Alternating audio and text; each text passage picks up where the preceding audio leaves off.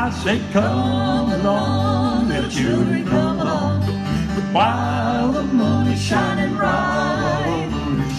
Get on board and down the river we'll go. Gonna raise a ruckus tonight. Get it, Sam. Well, tonight we're gonna head out the holler. Raise a ruckus tonight. Where the folks are nice, but the politics waller. Raise a ruckus tonight. Wherever I go, wherever I roam. Raise a ruckus tonight. West Virginia, you'll be part of my home. Raise a ruckus tonight. We're gonna come along. The children come along. While the moon is shining bright. The moon is shining bright. Get on board and down the river we'll go. Gonna raise a ruckus tonight. Hit it, Paul.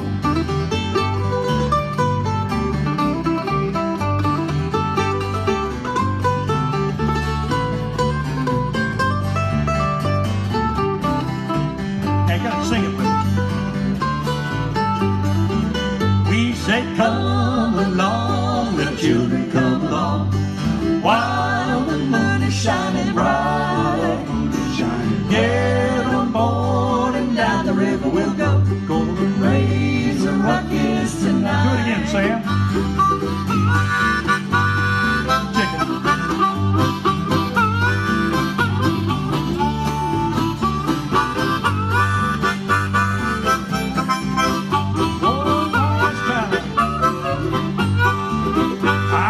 Come along, little children, come along, while the moon is shining bright. Get on board and down the river we'll go. Gonna raise a ruckus tonight. Welcome. Yes, sir, Bob. To another Route 60 Saturday night. Well, we're raising a ruckus to help out Harmony House tonight. Randy Yohe is the co-host this evening. Hi, Michelle. How you doing? I'm great. I'll tell you what, you get politics, West Virginia music mixed up, you don't know where you're going to go. What? Tonight's variety show features singer-songwriter Mike Bennett. In the second half, we're happy to have Paul Callicoat on stage. Now, a lot of the songs that the Flood, your house band, is going to be performing tonight are West Virginia in nature, because we're just a few days away from West Virginia's birthday on June 20th. So, thought this was a perfect opportunity. West by God, Virginia. And again, like we said, the proceeds from the door are going to help out Harmony House. They are a group that affirming the right of all people to adequate food, clothing, shelter, and health care, believing these are human rights and should be available to everyone. Everyone, Michelle. The mission of Harmony House is to provide basic resources and housing to the homeless and formerly homeless of the Huntington area, and to collaborate with partner agencies for the provision of these basic resources of life. So again, thank you for coming out and helping us raise a ruckus tonight to help Harmony House. And if you're ready, well, we're gonna kick on back and bring you this wonderful variety show. Our storyteller tonight is going to be Randy Yohe. That'll be the midway portion through our show. And again, our first act tonight is Mike Bennett. So very much looking forward to this. It's a West Virginia show. Let's get it going.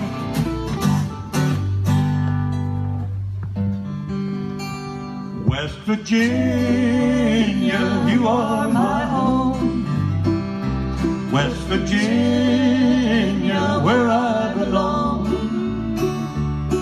In the dead of the night, in the still and the quiet, I slip away like a bird in flight back to those hills, the place that I go home. It's been years now since I left there, and the city life's about got the best of me. Don't remember now I left so free what I wanted to do, wanted to see, but I still remember where I come from. West Virginia, you are my home. West Virginia, where I belong. In the dead of the night, in the still and the quiet, I slip away like a bird in flight back through those hills, the place that I go home. Get it, Doug?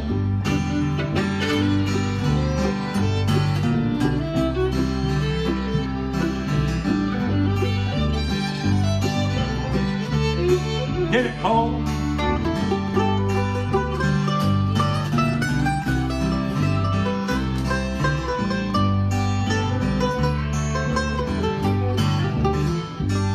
It's been years now since I left there, and the life I found's not the one I thought I'd find. Let me live, love, let me cry, and when I go, let me die among one to remember where I'm from. West Virginia, you are my home. West Virginia, where I belong. In the dead of the night and the still and the quiet, I slip away like a bird in flight back to those hills, place that I call home. Get it, girl. Oh, home, home, home. I can see it all clear in my mind. Home, home, home. I can almost smell the honeysuckle vine. In the dead of the night and the still and the quiet, I slip away like a bird in flight back to those hills, the place that I call home.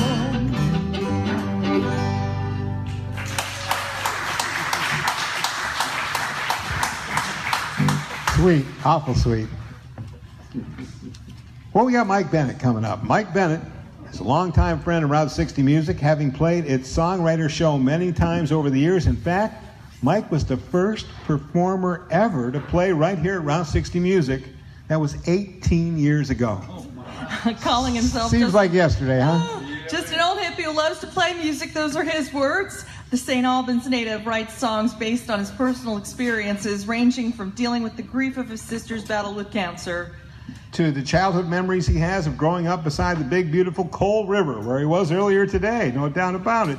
Accompanying himself on guitar and harmonica, Mike has played in various venues around the state. Now, in 2015, he recorded his very first CD. The self-titled 5-song EP is available on CD Baby. So look it up right here. As he comes to the stage, won't you give a warm round of applause to welcome Mr. Mike Bennett.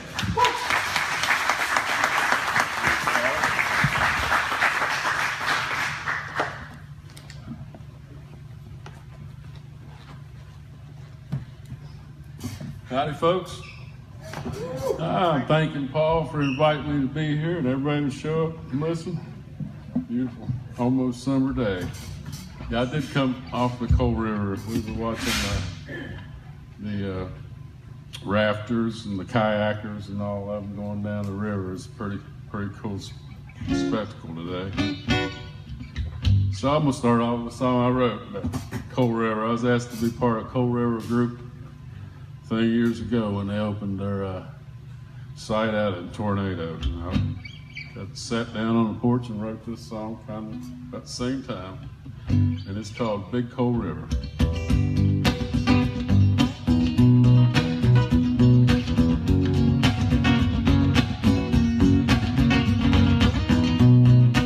Big Coal River,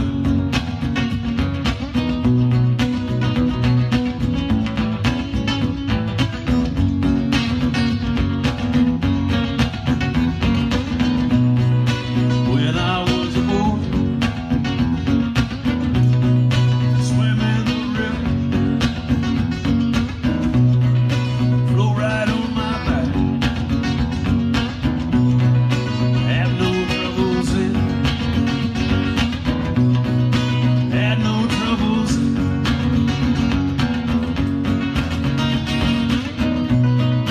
Big Coal River carried my blues away.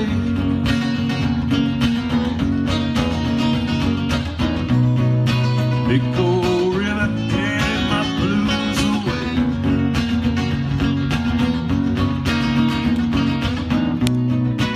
It's hard just to live. Just go for a swim, float right on my back, had no troubles, had no troubles.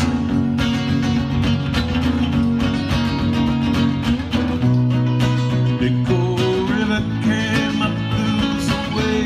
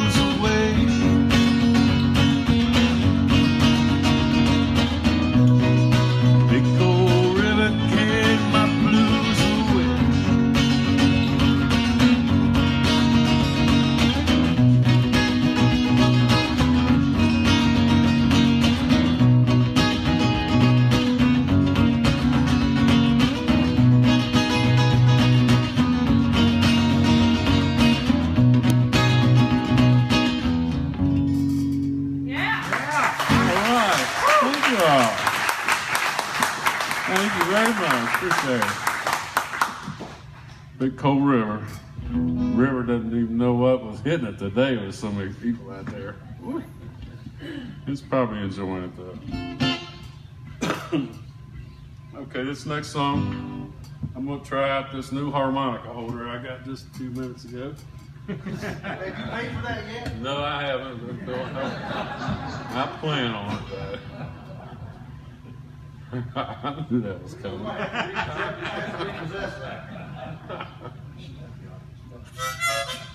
I wrote this song a while back and recorded it on a CD. If I can get this going here, I might be going backwards. Yeah, I think you are.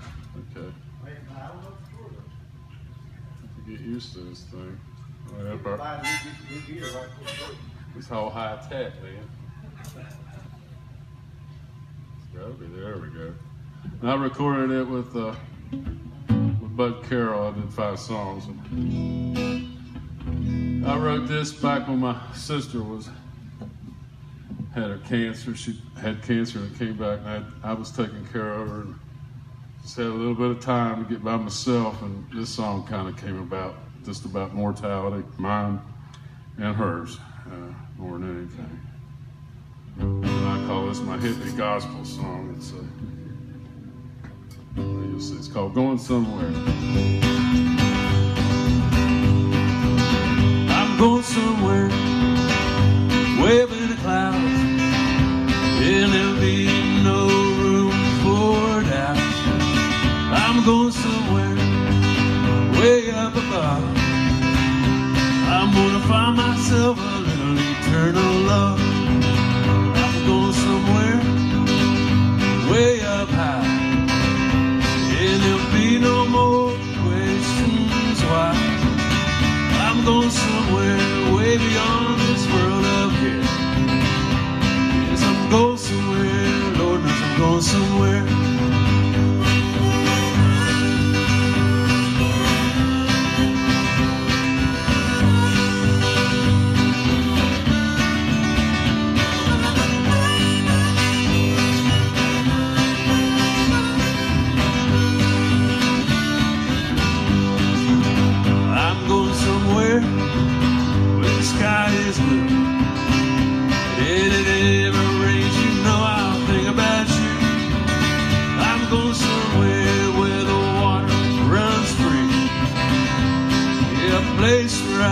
Just let it be. I'm going somewhere way above. I'm gonna find myself a little eternal love. I'm going somewhere way beyond this world of care. Yeah, I'm going somewhere, Lord knows I'm going somewhere.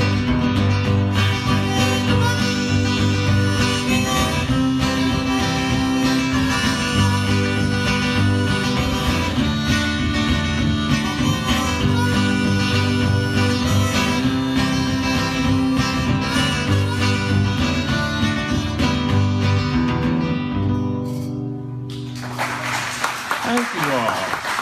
Sure appreciate it.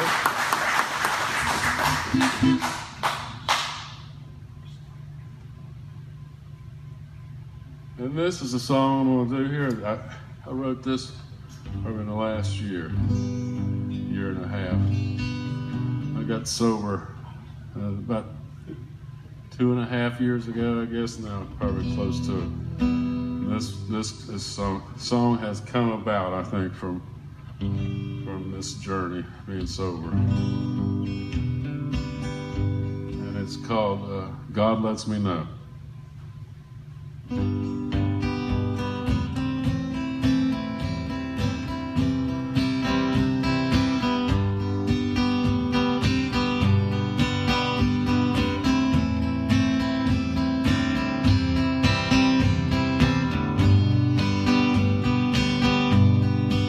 Every time I look at the sea, every time I see the stars in the sky, every time I hear the wind blow, every time I hear the wild geese cry, God lets me know I might be a smile or two. God lets me know that He's always near.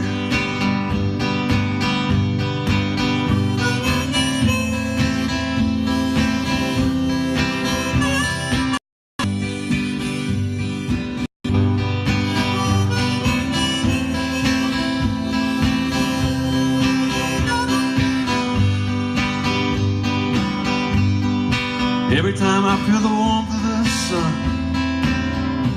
every time I see what love has done, every time I see your eyes dancing bright, every time you laugh, it sets my world right. God lets me know, might be a smile or a tear. God lets me know that He's always near.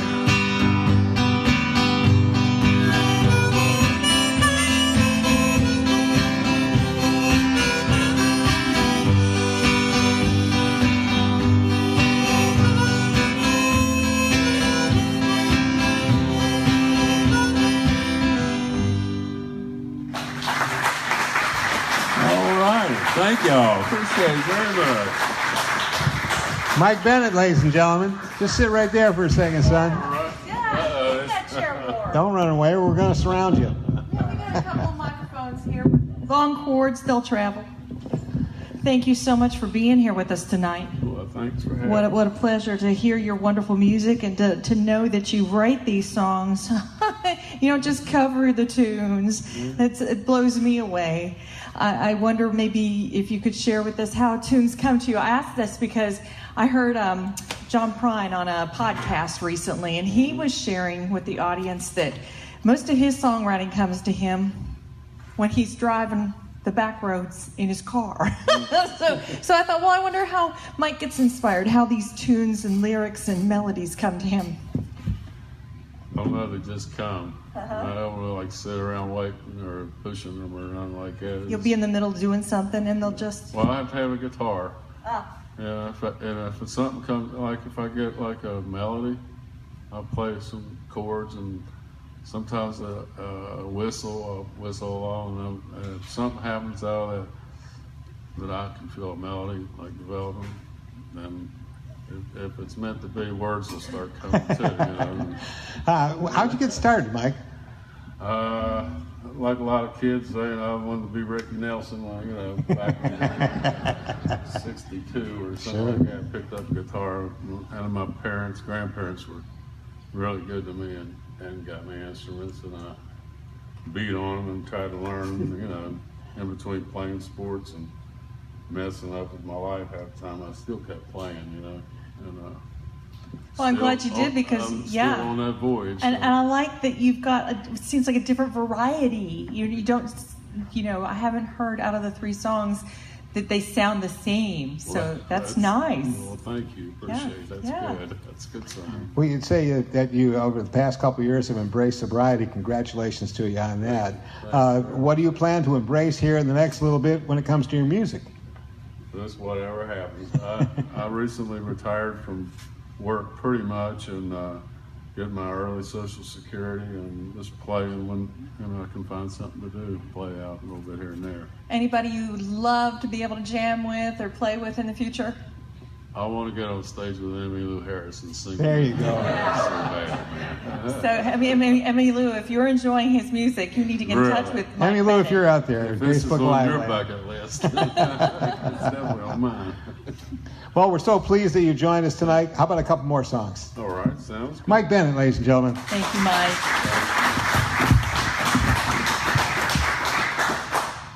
I'm going to play this song, and I wrote, it's been the last couple of years too. It's kind of self-explanatory probably, but it's about karma. Instant or otherwise? And otherwise, whatever. And I said, excuse me, this is, I'm saying it's going to be my last mean song. Good luck with that. Well, hey, thank you. And it's called What Goes Around.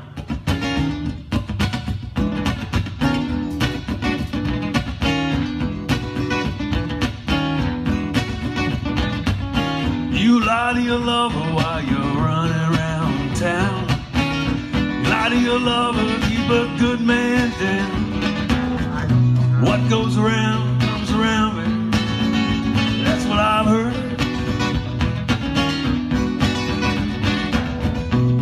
What goes around comes around.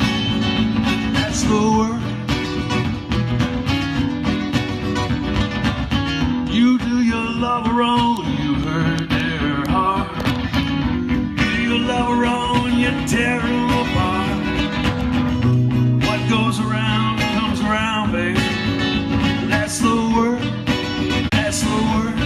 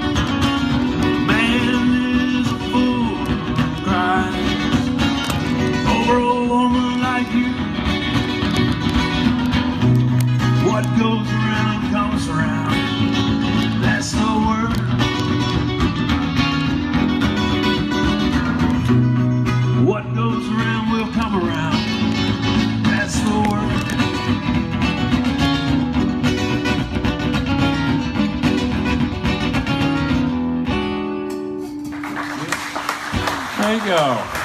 Thank you very much. I get to do one more song? All right. This song I wrote, it was my idea, but I got it off of this old poet. I'm not even sure what his name is. It's like anonymous, and everybody's probably seen these words written somewhere or another. And it's called Don't You Quit. I just had to rearrange some of the words from this poem and put it the way I felt. It's one of those days it's like, man, everything's just not right.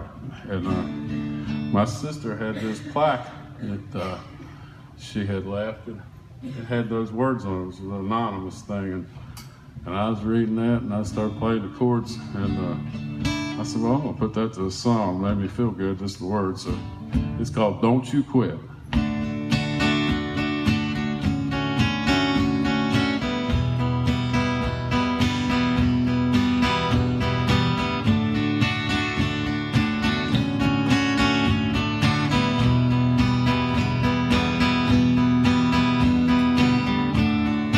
Things go wrong, as they sometimes will. The road you travel seems to always go uphill.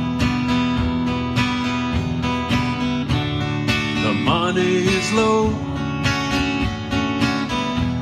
and the rent's high. You want to smile, but you just have to sigh. When care is pressing down on you a bit,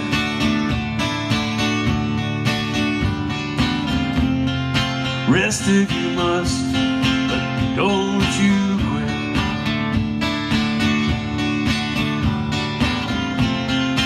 Rest if you must, but don't you quit.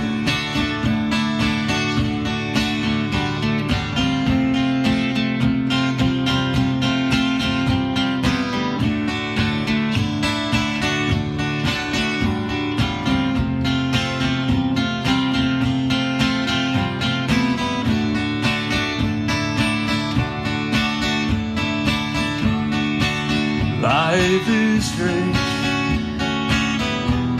with its twists and turns, as everyone sometime will learn. It's hard to tell how close you are. It may be near, but it seems so far. When cares pressing down on you a bit,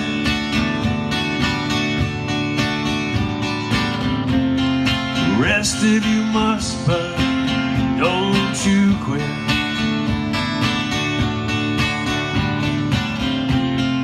Rest if you must, but don't you quit.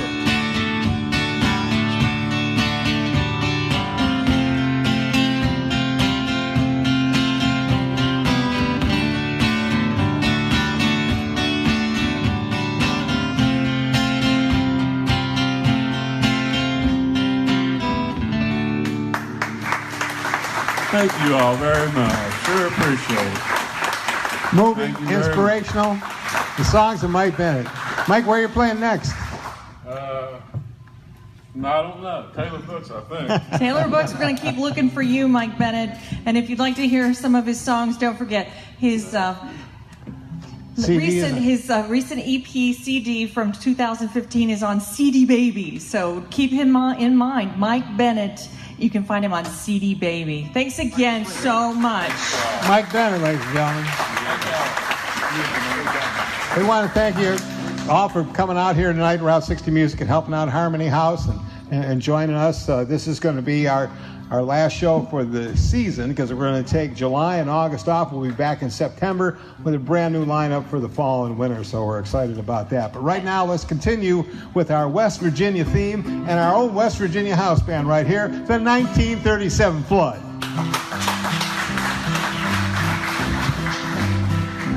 Well, the green rolling hills of West Virginia are the nearest thing to heaven that I know.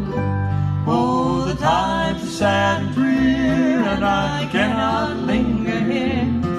They'll keep me and never let me go.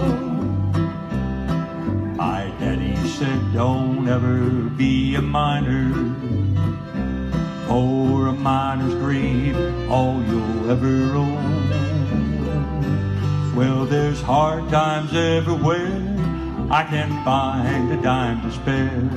These are the worst times I have ever known. So I'll move off into some crowded city. In some northern factory town, you'll find me there. Oh, I'll leave the past behind, and I'll never change my mind. These hard times are more than I can bear. And the green rolling hills of West Virginia are the nearest thing to heaven that I know. Oh, the times are sad and drear, and I cannot linger here. They'll keep me and never let me go. Get it done.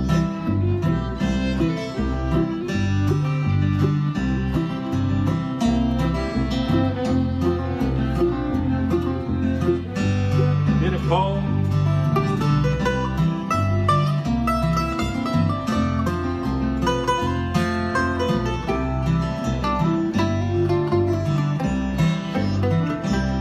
Someday I'll move back to West Virginia, to those green rolling hills I love so well. Yes, someday I'll go home, and I know I'll right the wrong, and these hard times will follow me no more. And the green rolling hills of West Virginia are the nearest thing to heaven that I know. Oh, the times are sad and drear, and I cannot linger here. They'll keep me and never let me go. They'll keep me and never let me go.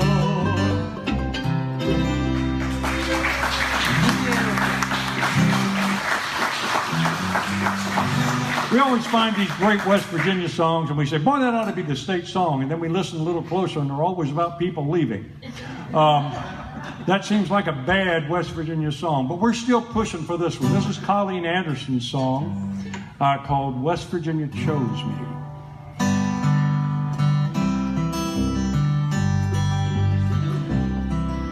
Someone's always leaving here. It's just that kind of place. It's just that kind of world today. You learn to live with loss. The grass is always greener there, just on the other side. The air is always cleaner there. The sky is twice as wide. I'm not the kind to argue. I won't say it isn't true.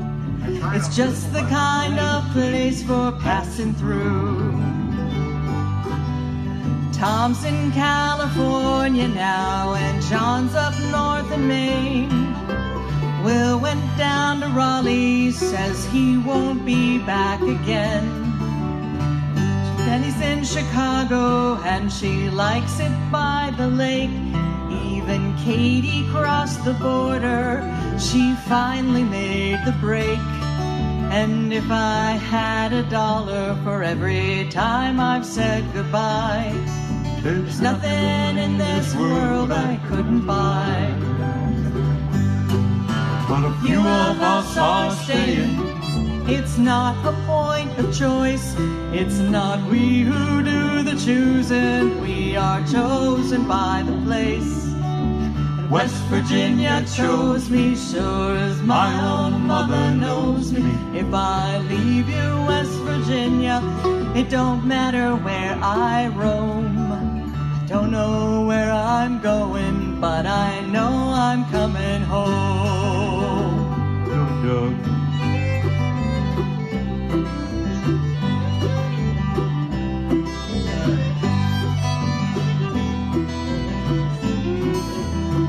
Did it, Sam?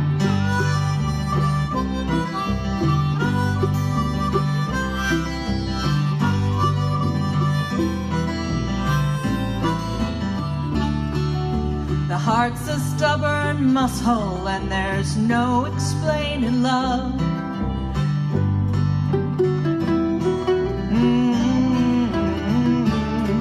I dream of higher mountains and a cottage by the sea, but West Virginia won't let go of me. A few of us are staying, and it's not a point of choice. It's not we who do the choosing. We are chosen by the place. West Virginia chose me, sure as my own mother knows me. If I leave you, West Virginia, it don't matter where I roam. I don't know where I'm going, but I know I'm coming home. Oh yes, a few of us are staying, but it's not a point of choice. We are chosen by the place, and West Virginia chose me, sure as my own mother knows me. If I leave you, West Virginia, it don't matter where I roam. I don't know where I'm going, but I know I'm coming home. Yes, I don't know where I'm roaming, but I know I'm coming home. Michelle Lewis.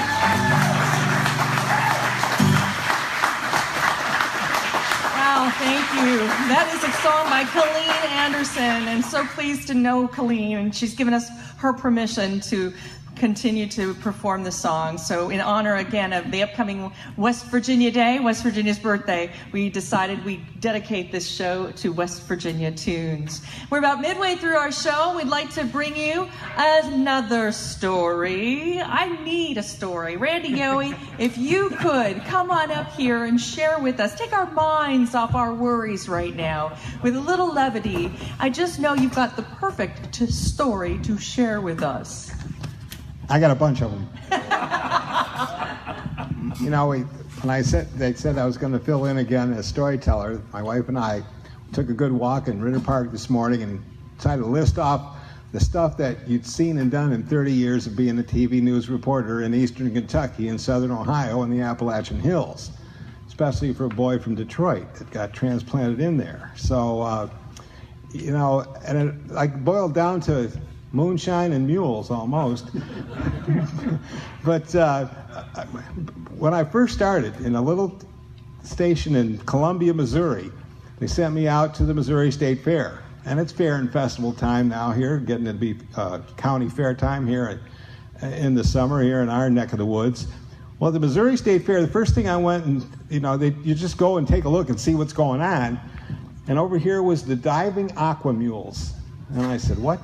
And they hoisted these mules up to a good, I bet you 20 feet up, put a rope around them and had an electric hoist.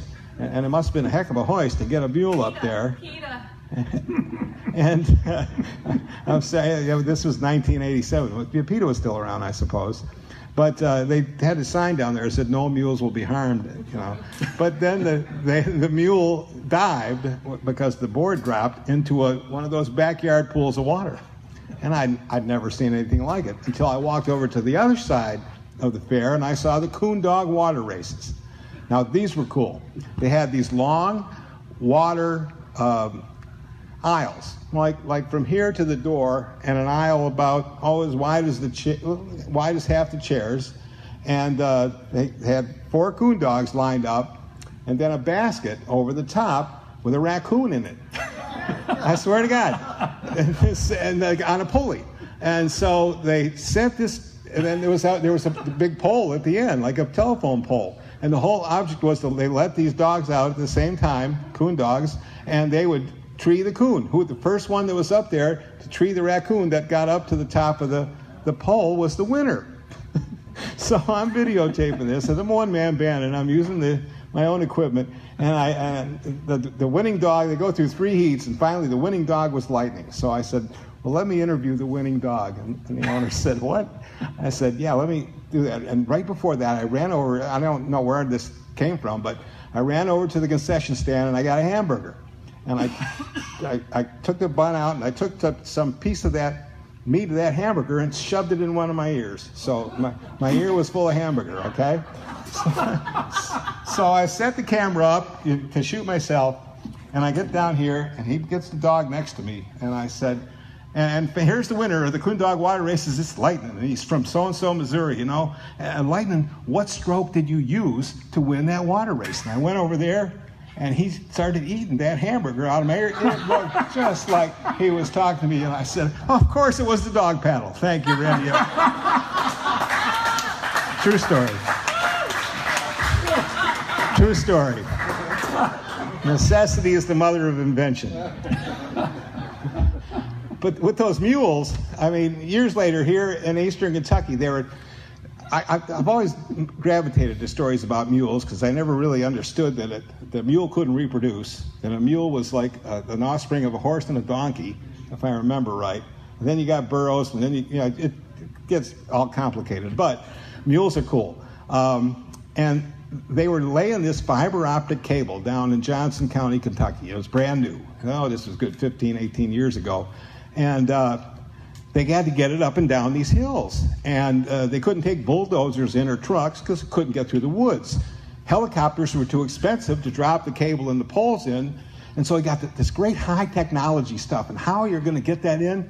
You're going to use a team of mules. So that's what they did. The telephone company got some farmers out there with some teams of mules to drive this brand new high-tech fiber optic cable and lay it up the hills. And I got heard tell of it. We went out there, and it was a story that won me, like an Earl Ward, my photographer, 4 awards. And Earl loved mules too. And these guys couldn't work these mules. So Earl hands me the camera. He says, let me tell you, you got a G and haw. G is to the left, haw is to the right. So here's Earl working this mule team, dragging these poles out, and it just was one. You have to believe it to see it. But that high-tech stuff with these not low grade, but basic mule power, for modern technology it took the cake. But I said moonshine and mules, and And moonshine, I'd never even heard much about it, much less tasted any of it until I came to Eastern Kentucky and West Virginia. I mean, like the third week I was working in 1988 when I started at WSAZ, I had to go out to the Licking River, which was, I guess I was out in Rowan County, Kentucky, and they were doing a cleanup on a Saturday on the river, and so the guys were taking their canoes out, and so I had my camera, one-man band again, and I'm in the middle of this canoe with these two old boys, and both of them overalls and straw hats and out cleaning up the river, and they had a tarp. And I figured that tarp was to put the garbage in and wrap it up. No, the tarp was to hide. There are 3 different flavors of moonshine. I had 3 big jars. This is here. And I learned about apple pie, peach, and straight. And if it burns blue in a spoon, it's okay. And it's 10:30 on a Saturday morning. I've been working there 3 weeks. I'm trying to get this. I'm shooting out of a boat. And this guy's saying, you got to drink some of this moonshine. So I took a sip. And I tell you what, it was heavy. I mean, you could feel it. You could just, one sip, and there was things were a little bit different, so that's all I took. That's all I took. I used to do a story every Thanksgiving and Christmas. The Elks Club in Ashland would feed the homeless and feed anybody that really wanted to come in. And they're really great guys. They were the same guys that were the Fat Boys Chili Contest at our Chili Fest for years and years. A bunch of good old guys. So I would I'll work a lot of Thanksgivings and go over there and get some shots and do a little story on them. And when you go back, they had the one back room where the main cooking was going on, and then the second back room in the Elk Lodge where the big pots and pans were. And sure enough, there's were those 3 different jugs of moonshine again: apple pie, peach, cinnamon. I snuck in. And so, I mean, it'd be rude not to take a sip of that. So you had to take a little sip. And the other thing in Eastern Kentucky is bourbon. And oh, geez, it had to be 15 years ago that Grover Tadlock and I, we spent the day first going to Maker's Mark Distillery and then to Jim Beam Distillery. And we were lucky enough at Maker's Mark to got a personal tour from Bill Samuels, whose father invented Maker's Mark. And he was along in age as well, and didn't do this very often. So we were blessed to get that done. But he took us into this big building where all these barrels are, and got one barrel down that I guess was about ready to use and put into production. Well, he takes the big cork out and gets this thing called a thief, which is basically a copper straw that you put your thumb on, put it down in there, and bring it out, the bourbon, and then put it in a couple of different snifters. And it was the bourbon thief, and it would let it out. And as soon as he handed us these snifters, it's 10:30 in the morning. How come it always 10:30 in the morning is when these people are handing me moonshine and bourbon, and I'm working? What are they trying to do to you? But you could just the aroma almost knocked you for a loop. And so we took a sip, and it was just incredible. You couldn't do more than a sip. Well, that afternoon, we went over to Jim Beam, and we got a personal sit-down with Booker Noe, who was Jim Beam's great-great-grandson. And he was in the old Beam house, and he didn't we had to go to him. And they took us in and took us into his parlor. And it was like stepping back into time, 150 years, I swear to God. This big old boy comes out, big hat, kind of overalls and such, sets us down, starts talking to us about bourbon, and he says, "You guys want a little sip?" And what are you going to say, no? Sure. So he goes, Mavis, get on out here. And here comes Mavis, the maid, African-American woman, and the black outfit with the white lace apron. I mean, we're going, okay. And but she was happy as a clam and brought us out 2 bottles of Booker's, which is his own brand of bourbon, which is like now costs $175 a bottle. And handed us each a full bottle and then each glass. And just, then just sat and looked. Grover didn't drink at all. And I usually didn't drink at 10:30 in the morning, or just by this time it was 12:30, 1 o'clock, so I mean, just past noon, what the heck. So we took some sips of that as well, but that was some of the strongest stuff, those moonshines and bourbon that I ever touched. And then just a couple more, real quick, just running into famous people. My wife said, well, tell them about some famous people you ran into. And I'm sitting here thinking, who did I talk to that was famous? Well, I remember interviewing Garth Brooks years ago he was playing at the Charleston Civic Center at Channel 3, Channel 13, and Channel 8 all got to do an interview, a 5-minute interview. I was the third one. So sat 2 chairs down, and I asked him a couple questions, and somehow the last question he said, so what's going on with you? And I said, well, I'm getting married, next month. He says, how old are you? I said, I'm 40. He says, you're getting married at 40 years old? He said, wait one minute. And he said, he switched chairs. He said, let me sit here, you sit there. Tell that camera to keep rolling. Let me ask you what the hell you're doing getting married at 40 years old. I said, okay. Gareth Brooks. Roy Rogers and Dale Evans ran over my foot. They used to do Roy Rogers days down in Portsmouth, because he's from down that area, Duck Run. And driving along in a Cadillac in the parade. It's a hot August day. They always had this in August. So I got my camera on my shoulder, and luckily the road was blacktop that was really warm, I swear to God. And I go up there to interview Roy, and I got my foot over here, and just as he's going by, the driver's just slowing down. He's not even stopping. And the tire rolled right over my foot, the tire of that Cadillac. And luckily enough, the road was so soft that it didn't break, or it didn't even bruise it. I was amazed. And I'll get 2 more. Cab Calloway. I got a chance to interview Cab Calloway before he passed. He was good 88 years old. This was when I was working in Savannah. And again, set the 2 chairs up. I'm by myself. His daughter's kind of taking care of things, and setting them out there. So I set the microphone on him and set the camera up, and I'm sitting in the 2 chairs, and I'm talking to him about when he used to play out at the Tybee Island, the big playhouse that they had out there. And that's I can't think of the name. It's just a big hall that they have on Saturday night that the big bands would play out there. And he said he loved it and so on and so forth. And then I made the mistake of asking him, I said, well, what about that song that you did in 29 called The Reefer Man? And he said, we ain't talking about no reefer. He says, I got in trouble talking about that reefer last time. He says, this interview is over. He says, daughter, get me out of here. And he got up and walked away. Oh, no. So I said, I guess he didn't want to talk about that. I guess not. Count Basie. I got a chance to sit down at the piano with Count Basie, and he's playing with his orchestra. Beforehand, they're doing their sound check, and I sat down he says, sit down here at the end of the bench. And so I don't even think the camera was rolling anymore. And I said, how come you're such a minimalist? This orchestra's playing like this, and you're going plink, plink, plink. You're doing three notes. If you know, Basie toward the end of his career was an incredibly minimalist piano player. He did not hardly did it at all. And he goes, why should I waste my time and energy at this age playing many more notes when I got this whole damn orchestra behind me? What do you think? Randy, that's a good point. The final one was Bill Monroe. I got a chance to interview the father of bluegrass, Bill Monroe, and I got the 2 chairs down. I'm talking to him again, and I said, Mr. Monroe, I says, I've recently talked to Dr. Billy Taylor, the esteemed jazz professor and musician, and he told me that jazz was America's true classical music. Now, I've heard tell that you say bluegrass is America's true classical music. Which would it be? Monroe tips that big white hat that he's got back, and he goes, well, I appreciate the esteem of Mr. Taylor. So I'm familiar with his work, and I appreciate that jazz music. But he said, you need to understand, son, that coming from Kentucky, bluegrass is always going to be America's true classical music. You could take that to the bank.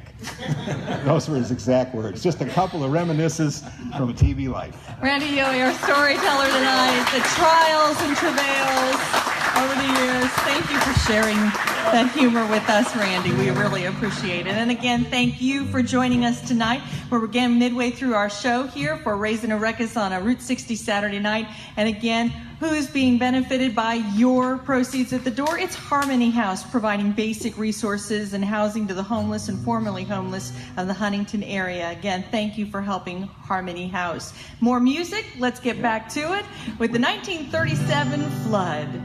We had a request last time, and we didn't fill it, so we're doing it this time for a waltz. Anybody dances, we got not a huge dance floor, but we got a little space up here if anybody would like to dance. This is called Black Mountain Waltz.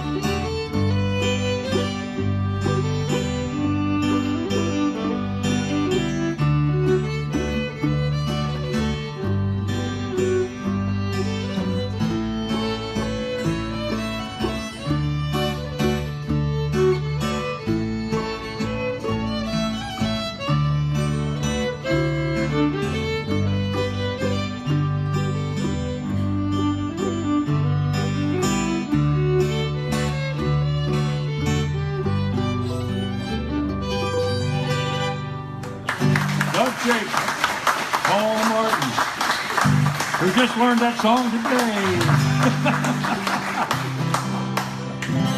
We had a request for this last time by Tom Cannon. I don't see him in the audience, but we're going to play it anyway. Tom, you missed your chance to hear the song. This actually is our most requested song. It's called No Ash Will Burn.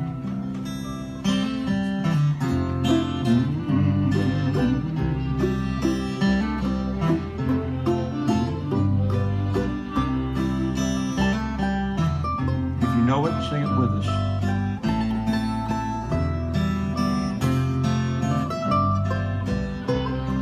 Well, I have seen rain on a cloudless day.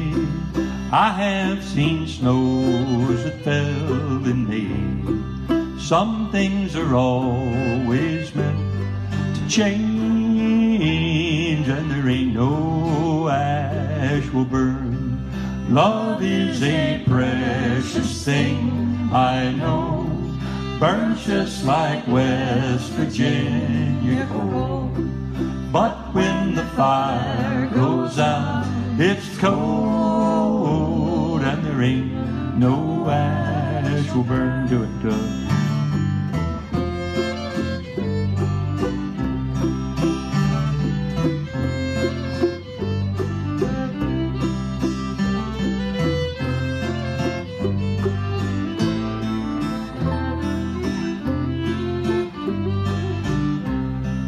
You say this life is not your lot. Well, I can't be something that I'm not.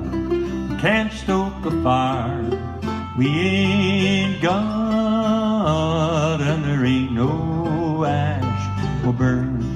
Love is a precious thing, I know, burns just like West Virginia coal. But when the fire goes out, it's cold, and there ain't no ash will burn. Hit it, Paul.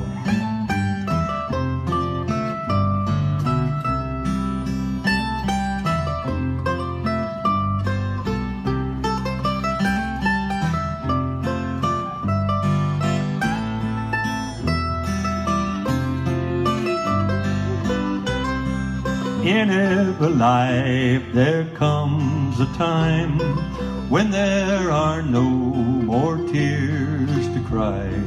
We all must leave something dear behind, and there ain't no ash will burn. Love is a precious thing, I know, burns just like West Virginia coal. But when the fire goes out, it's cold, and there ain't no ash will burn. Hit it, Sam.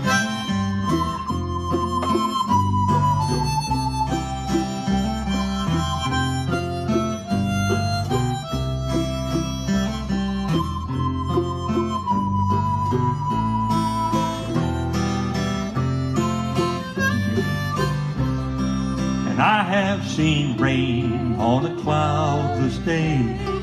I have seen snows that fell in May. Some things are always meant to change, and there ain't no ash will burn. Love is a precious thing, I know, burns just like West Virginia coal. But when the fire goes out, it's cold, and there ain't no ash will burn. Our house band, the 1937 flood. Wow. We're missing one important part of the flood tonight beyond Dave Pete. No, our band manager's wife, Pamela Bowen. A quick shout out to you because a special group member said, make sure to let Pamela know we're thinking about her. Pamela. We love you.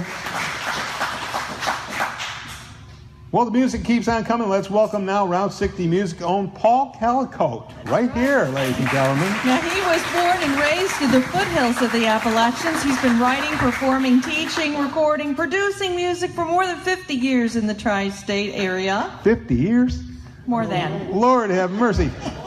Paul has played guitar in many bands, including Territories, whose CD Unreconciled is still considered a local classic. He's also played with local favorites like Rob McNerlin, Jeff Ellis, Sasha Collette, Joe Lambiat, and Doug Imbrogno. And Paul has performed on many prestigious stages. Yes, that's right, including the American Crossroads stage and radio show, Mountain Stage, the Woody Holly Concert Series, Jorman Kukkonen's Fur Peace Ranch, and the Kentucky Folk Life Festival. Yes, sir, Bob. Paul has 2 CDs, The Wayward Truth, his first collection of all original songs that evolve around the classic themes of home, family, love, faith, history, and justice. That's all of them right there, isn't it, son? And Trampled Flowers, his second release that continues the narrative. Help us welcome Paul Callicoat. Thank y'all very much. Yeah, I should really be called a songwriter-singer because singer-songwriter implies you can sing. In my pursuit of writing songs, a few years ago I got lucky enough to hook up with a fairly famous songwriter. And we wrote a little bit together. One night I went to a session with him, and he said, "You know, Paul, I got online and listened to 28 of your songs." Wow. He said, "All of them are pretty good songs, but none of them are ever going to make you a dime." He said, "I want you to go home and write a song you think might get played on the radio." So I did. Took it back and played it for him. He said, "Paul, I think that's a hit." He said, "You need to demo that and get it to me." That's never... I must not be chasing the dream that hard anymore because I never did demo it and get it to him. But this is that tune. It's my hit that never became a hit. It's called This Guitar.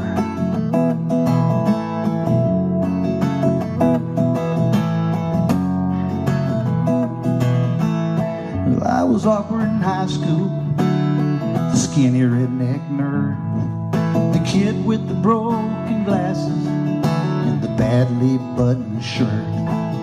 Well, barely a C-plus student, you wouldn't find me on no honor roll. You know, I couldn't get a girl to look at me for the first couple years or so. Then I learned to start a conversation, learned to hold my head up high, learned to hide my excitement if I was lucky to catch her eye. Still I struck out time and time again, even when I got a car. You know, I couldn't get a girl to look at me till I picked up this guitar. Now some girls, they like rockers, some like to take it slow, some like it when you bend the strings, and some when you make it flow. Well, I found me one, she likes my strum, and I run off with her heart.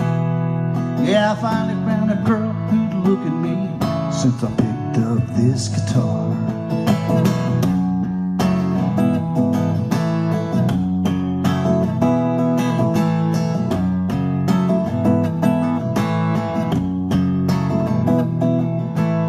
Now sitting on this porch swing, strumming kinda soft, my baby brings out some iced tea, and we see the sunset off. Years ago when I played the fair, I became her shining star. Yeah, I finally found a girl who'd stay with me since I picked up this guitar. Yeah, I finally found a girl who'd look at me since I picked up this guitar. Yeah, I finally found a girl that was meant for me. Thank God for this guitar. Thank you all.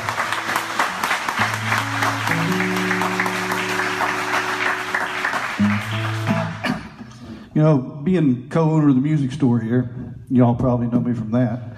I've had a pretty serious guitar obsession since I was about 12 years old. So I'm going to throw 2 guitar songs at you in a row here. Mainly because I need capo on the second fret for both of them. But about 12, 15 years ago, I was rehearsing with Rob McNerlin up at the old store and got a call from my wife, and she said, "Honey, why'd you leave a violin laying in the floor?" I said, well, I didn't leave a violin laying in the floor. Why would I leave a violin laying in the floor? And she looked around the room right then, saw she had no phone. She goes, oh my gosh, all your guitars are gone. So somebody broke in my home, stole a few guitars, and it hurt. And I whined and griped about it for, I don't know, 6 or 8 months. In fact, I would play a show, and when I'd do this song, I'd say, and just so you know, Nationwide really isn't on your side. One night I was playing at, I think it was the Calamity Cafe, and there was a Nationwide agent in the audience. Really didn't work real well. But eventually they ponied up enough money for me to get a few guitars again. The song's called Guitar Thieves. Well, I used to have an old dobro, became real dear to me. You could hit it like a hammer, and it would whine so clear and sweet. And I used to have an old Fender that my dad co-signed for me. It was 1967, and a real big deal, you see. It walked off with a repairman after I'd plumb out the frets. I never saw that guitar again, but I still got those regrets. I think they ought to hang 'em high from the tallest tree and let 'em hang a while, so everyone can see that there's the lowest low. Then right below there are horse and guitar thieves.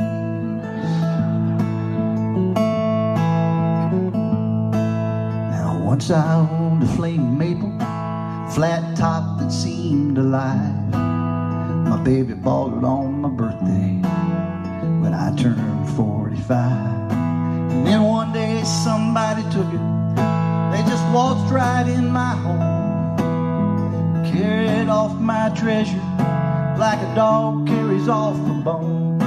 For pure anger and sorrow, even though I'm a peaceful man, I think I probably could have killed him if I had only had half the chance. Well, I think they ought to hang 'em high from the tallest tree and let 'em hang a while, so everyone can see that there's the lowest low. Then right below there are horse and guitar thieves. Yeah, there are horse and guitar thieves.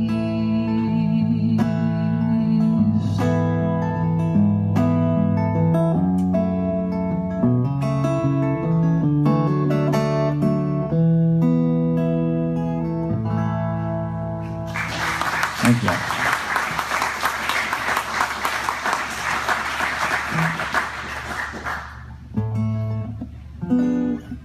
This is the most recent song I've written, so I might blow it. It's called Second Thoughts.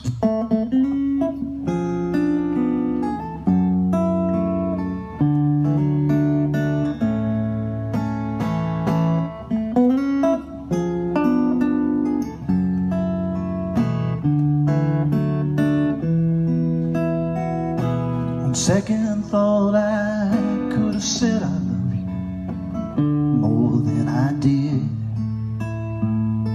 I could have held that love above me, held back some things I said. Seems I was slow to the table when it came to thinking through all the things that made this train wreck work. How I wish I'd had these second thoughts first.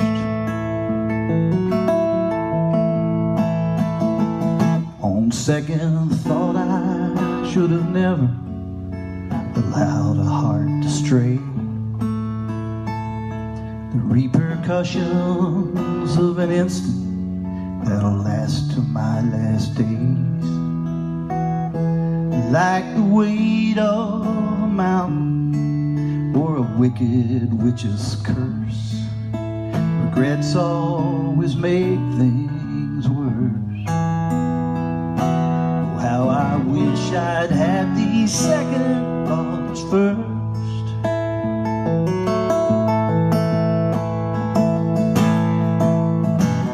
Everyone they have some, though some they will deny. Living in what might have been ain't no place to reside.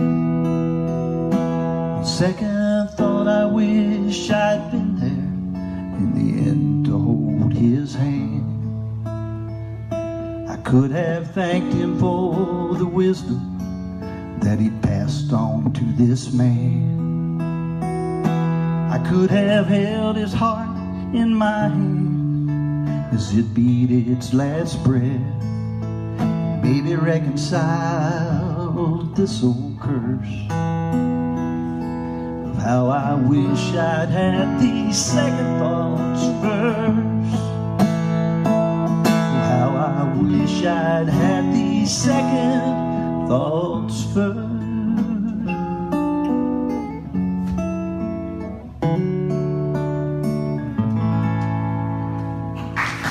Thank you. It's Paul Callicoat, ladies and gentlemen. And yes, we know him because he's a co-owner here at Route 60 Music, and he's been really stalwart help putting these shows together. You just stay right there in the middle. You're good. I'll go around you. All right. Hey, so we're going to get to ask you a few little things and get to the... Well, first of all, I mean, how many of us have thought that we wish we had all of our second thoughts first? Yeah. Many, many times. I mean, Well, all the sounds songs that you do, you're passionate about everything you do. Sometimes over-passionate when I see you on Facebook and such, but... but where does that passion come from? I don't know. Mom, Dad, deep inside? Yeah. All that? Well, speaking of Mom, Dad, it sounds like the second thoughts verse, that one of the last verses there, was that you talking about your dad? Yeah. Father's Day is coming up tomorrow. But the song's a lie because I was actually holding my dad's hand the minute his heart stopped beating. So, How long does it take you to be able to process those experiences and put them into a song? that took about 20 years. Yeah. Yeah. How young were you when you started? Well, when I was about 17, fresh out of high school, I went on the road with a band called The Newborn. We were like the first Jesus rock band that from this area, and we toured the eastern United States quite a bit. And actually, the guy named Bill Browning used to have a recording studio up near Milton, and he was the guy that wrote Dark Hollow, which is a famous kind of iconic old bluegrass song. And in that group, I had written a gospel song, and we recorded it at his studio, which recording at the studio, or recording a song wasn't that big a deal, but now that I know the fact that I did it in the studio where the guy that wrote Dark Hollow owned, I thought that was pretty cool, because I love the song Dark Hollow. We know you've played with a lot of people, and they've enjoyed having you in their bands and such. If you had your druthers, who else would you like to play with? Well, I love playing with the people I do play with. I mean, you know, I frequently am a bass player in lots of bands, and people always say, doesn't it bother you? Would you rather be playing guitar? And no, as long as I'm playing music. I don't care whether I'm playing bass or guitar or whatever, so it's all good. Oh, yeah. More than one instrument? An A is always 2 frets above the G, and it's like that on mandolins and banjos and dobros and lap steels and ukuleles and basses and everything else. So once you figure that out, you can make some racket on about anything. So did you get to replace that dobro? Actually, I did get to replace that dobro. Yeah, you know, actually Nationwide ponied up. I don't know. The guitars they stole 6 of my guitars that night, and a bunch of money and some guitar effects and stuff. Yeah. And it totaled about $14,000-$15,000, and I think Nationwide ended up reimbursing me about $5,000 or $6,000. So I bought some guitars with that $5,000 or $6,000. Yeah. I was gonna say you're so back up to about 8 or 9 guitars now. Yeah, 8 or 9. 8 or 9, yeah, something like that. As many as he wants. So are you going to be recording anytime soon? I love that most recent song you shared with us.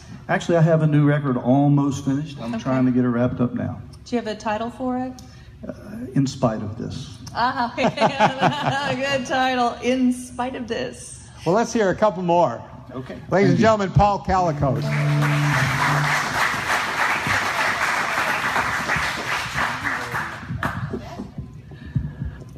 This being a West Virginia themed song, I have a West Virginia. Every songwriter from West Virginia has a West Virginia song, or at least they should. And there's a little story behind this. When I wrote this song, and most West Virginia songs are like the Green Rolling Hills, or In the River Pretty, or they're all those kind of West Virginia songs. But my West Virginia song was a little darker. I can get pretty dark sometimes. But a friend of mine called me and said, "Man, I love that song." He said, "You need to enter it in this West Virginia Song Contest." Well, I'm one of these guys that doesn't really see music as a competition. I think music is pretty much for everybody. Now, fiddle contests and flat picking contests and all that stuff's fine. I don't have a problem with any of that. But, one man's junk is another man's gold when it comes to music. So I said, "No, I'm not interested in entering in this contest." Well, a couple weeks later, this guy calls me and says, "Hey, here you got this great song about West Virginia, and I think you should enter it in the contest." And I said, "I'm really not into contests." He goes, "Oh, please consider this." He goes, "What if we just put you right into the finals?" I said, "You mean I don't even have to compete with other people?" "No, we'll put you right into the finals." So the catch is you have to come to Tamarack and play it in front of the crowd for our, the award presentation sort of thing. Well, it turns out the first place winner got $500.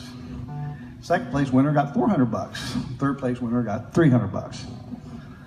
So I said, "Let me think about it." So he called me a week later, and I agreed to drive to Tamarack and sing this song on his little show.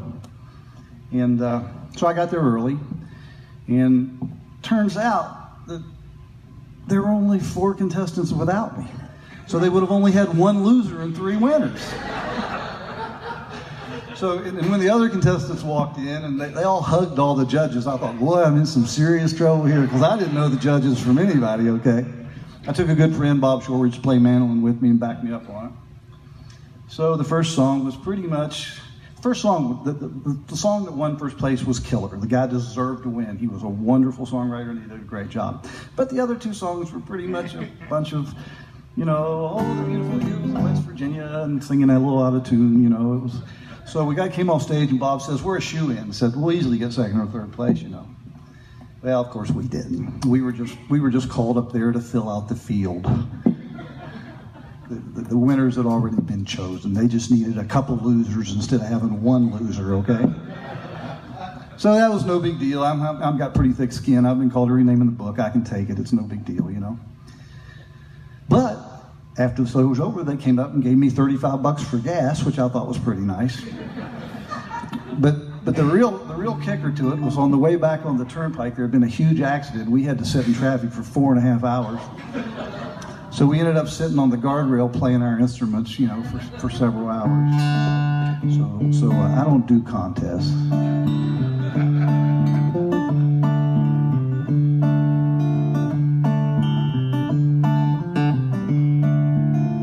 Now on this hill in West Virginia, when the dew smells like September, and the fog lay in the valley in the early autumn dawn, and the leaves they gently whisper sweet secrets of the mystery, that this hill in West Virginia could be my paradise unknown.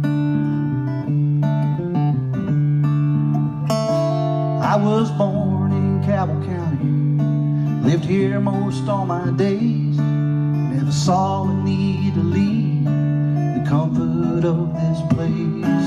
From a honeysuckle stroll to where rippling waters flow, this hill in West Virginia became my paradise unknown.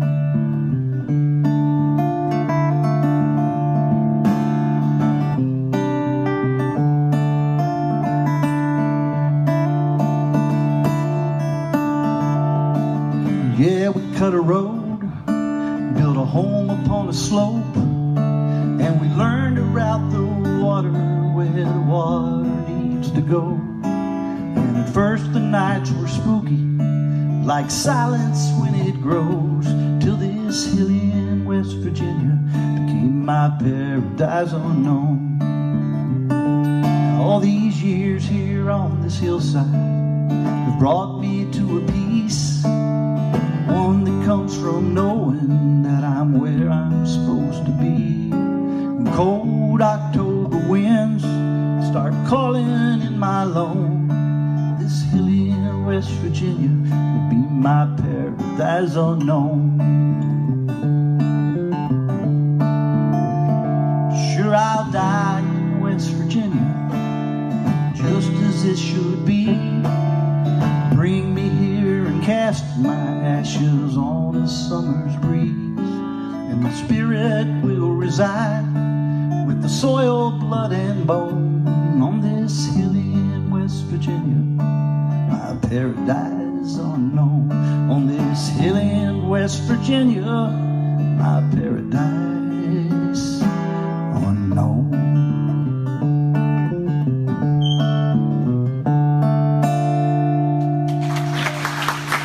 Thank you.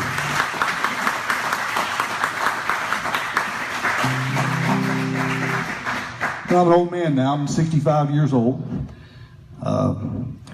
2 or 3 years ago, I decided I was disillusioned and done with music. I spent my whole life chasing the musical thing, and really wasn't happening. And I spend all the time writing these songs. No one really seems to give a crap. So I finally learned that the reason I do it is for me, because it gives me peace, and it's therapy for me. It helps me work things out. And this song in particular helped me with that. I was struggling pretty hard with, I'm not really an artist. Who am I deluding? But this song kind of helped me get through all that. It's called Cold Dead Hands.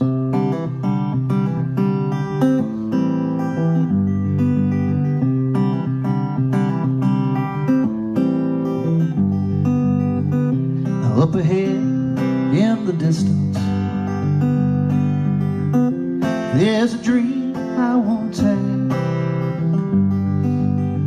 I let it walk off unfinished. I know that seems a little sad, but I never gave up the spirit. I never deemed to resign. I still believe in the calling of the sounds running through my own mind.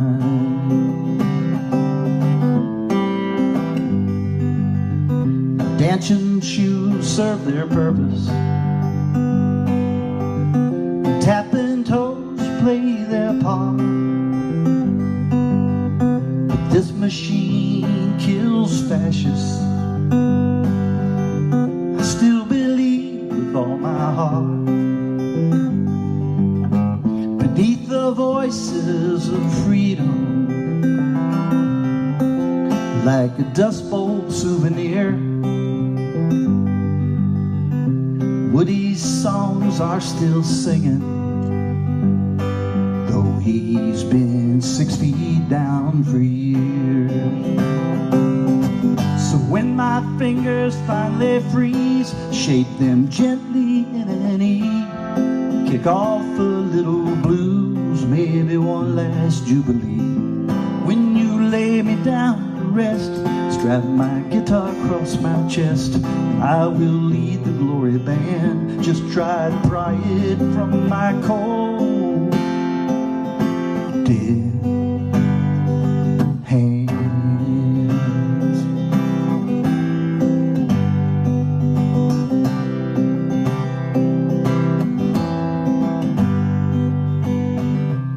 At the closing of the show, there's one thing I hope to know. The shadow of a single soul can change the world in ways untold. So when you lift up your voice and throw your stories on the wind, there's no running from that choice for those that it might gather in.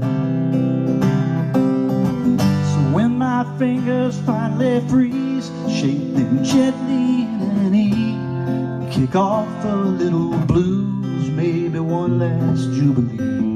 When you lay me down to rest, strap my guitar across my chest, and I will lead the glory band. Just try to pry it from my cold dead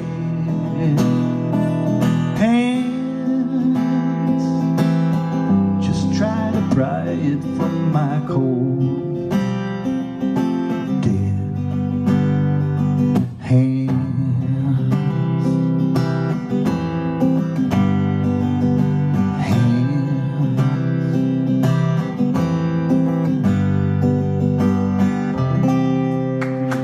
Thank you all very much. Appreciate it.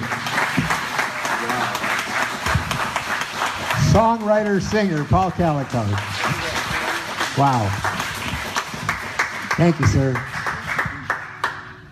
We would like to thank all you guys that came out for our final show. We're going to take a little hiatus in July and August. We'll be back in September. We appreciate you coming out and donating to Harmony House. You know, it was Paul's idea that for every month that we have Route 60 Saturday night, we have a different charity, and we appreciate all of Paul's care and all the people that have come to help support so many good causes here in West Virginia as we continue to celebrate West Virginia's birthday coming up here on the 20th, if I'm not mistaken. Let's hear it one more time for our house band, our great house band right here, with Paul, Sam, Randy, Michelle, Doug, Charlie, the 1937 Flood.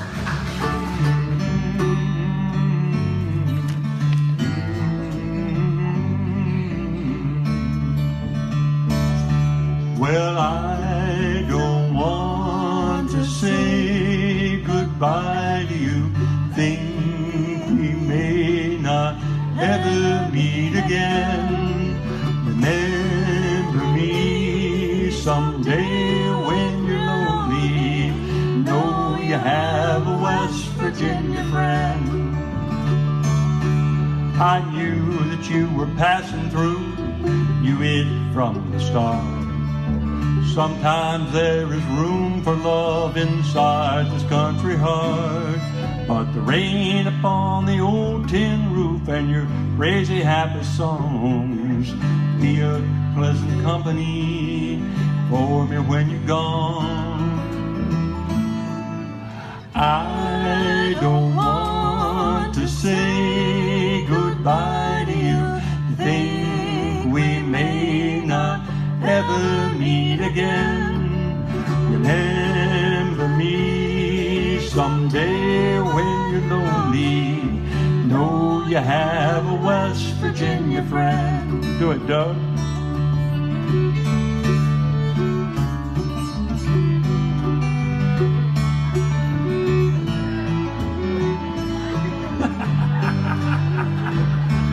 Daisy. Yeah.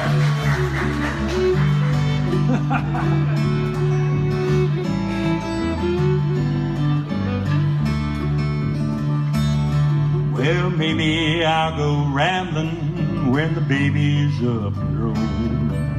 Kinda like the thought of living out there on my own. But I love these gentle mountains more than strangers do. Some of us stay settled, some of us pass through.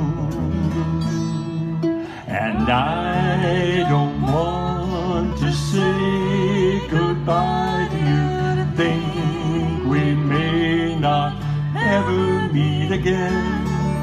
Remember me someday when you're lonely. Know you have a West Virginia friend. One more time. And we don't want to say goodbye to you. Think we may not ever meet again.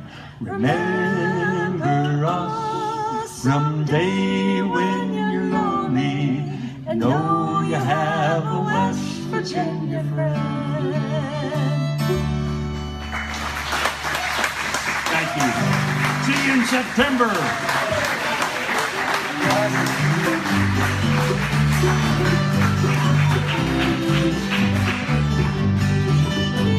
Yes, thanks so much. And for one shameless plug, this edition of Golden Seal Magazine, the Heritage of West Virginia, has an article on Route 60 Saturday night right in here. You can read all about it. It's actually the first article I've had published since I was in college. I'm very proud of it. I'm very proud of being associated with all these wonderful people. Very proud to have Mike Bennett here tonight and Paul Callicoat as our guests. Fantastic music. Our house band, the 1937 Flood, they just enjoy it. It's all dedicated to Joe Dobbs up in the sky that's looking over all of us right here. Thanks for everybody coming out, giving to Harmony House and all the other charities that we've had. It's just been a wonderful experience for all of us. So we will see you in September. You be careful. Drive home safe. Don't forget to buckle up those seat belts, and bless y'all. Good night.